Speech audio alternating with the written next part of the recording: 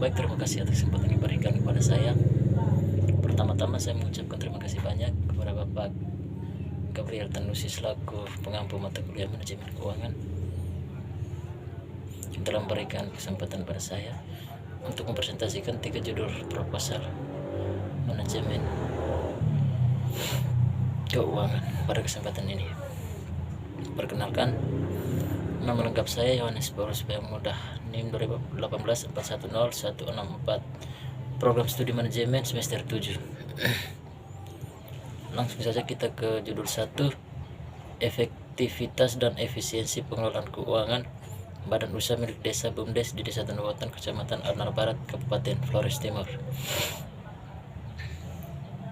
Latar belakang. Pembangunan pada hakikatnya bertujuan membangun kemandirian, termasuk pembangunan pedesaan.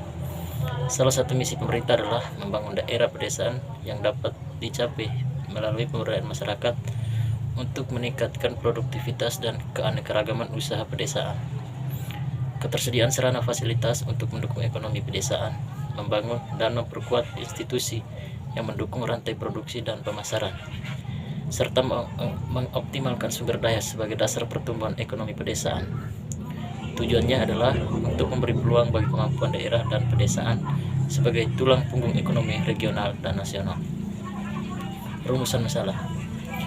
Berdasarkan uraian dalam latar belakang masalah tersebut, dapat didefinisikan masalah yang dihadapi yaitu sebagai berikut. 1.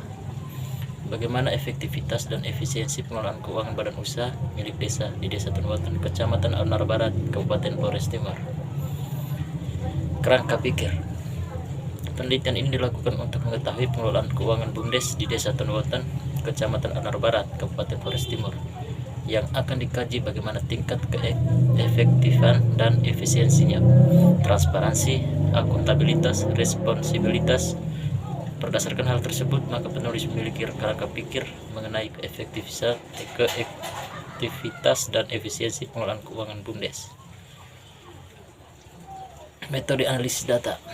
Data yang sudah terkumpul dan tersusun secara sistematis kemudian dianalisis dengan metode kualitatif, yaitu memahami kebenaran masalah dan pembahasan dengan menafsirkan data yang diperoleh dari hasil penelitian. Lalu data tersebut diuraikan dalam bentuk kalimat-kalimat yang disusun secara terperinci dan sistematis sehingga akan mempermudah dalam penarikan suatu kesimpulan. Judul kedua, pengaruh pendapatan desa terhadap belanja desa di Kabupaten Flores Timur, Kecamatan Arnar Barat, Tanduwatan. Latar belakang. Salah satu aspek yang ikut berperan dalam pengembangan desa adalah keuangan desa dan aset desa. Keuangan desa berkaitan dengan hak dan kewajiban desa yang dapat dinilai dengan uang, sedangkan aset desa adalah barang milik desa yang berasal dari kekayaan asli desa, dibeli atau diperoleh atas beban anggaran, pendapatan, dan belanja desa atau perolehan hak lainnya yang sah. Rumusan masalah. Berdasarkan latar belakang masalah di atas, maka penulis membuat rumusan masalah, yaitu 1. Apakah pendapatan desa berpengaruh terhadap belanja desa pada Desa Tanduwatan? 2. Apakah dengan adanya pendapatan desa, pemerintah desa mampu mengelola keuangan desa di Desa Tanduwatan? Kerangka berpikir. Kerangka pemikiran menjelaskan argumentasi secara logis keterkaitan antar variabel yang akan diteliti didasarkan pada teori-teori yang menjadi rujukan. Dalam kerangka pemikiran ini akan dijelaskan mengenai keberadaan variabel yang akan dijadikan sebagai dimensi penelitian, yaitu pendapatan desa dan belanja desa. Metode analisis data. Metode yang digunakan untuk menganalisis data pada penelitian ini, dari data yang dibahas di atas, terlihat bahwa jumlah pendapatan desa memiliki selisih yang tidak terlalu jauh dengan belanja desa, sehingga hal ini tentu saja pendapatan desa akan mempengaruhi belanja desa, atau sebaliknya belanja desa sangat dipengaruhi oleh pendapatan desa.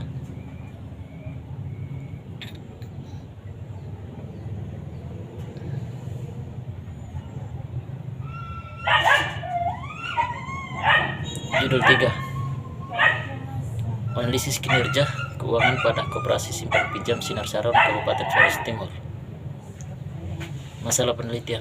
Apakah kinerja keuangan Koperasi Simpan Pinjam Sinar Saron telah efektif ditinjau dari analisis likuiditas, rasio aktivitas, dan rasio profitabilitas?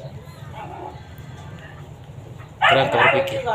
Laporan keuangan, analisis kinerja keuangan, rasio likuiditas, rasio aktivitas, dan rasio profitabilitas. Analisis data. Analisis yang digunakan dalam penelitian ini yaitu 1. Analisis kuantitatif dengan melakukan perbandingan terhadap hasil-hasil rasio keuangan yang diteliti. Baik, mungkin hanya itu saja presentasi 3 judul seminar manajemen keuangan pada kesempatan ini. Terima kasih.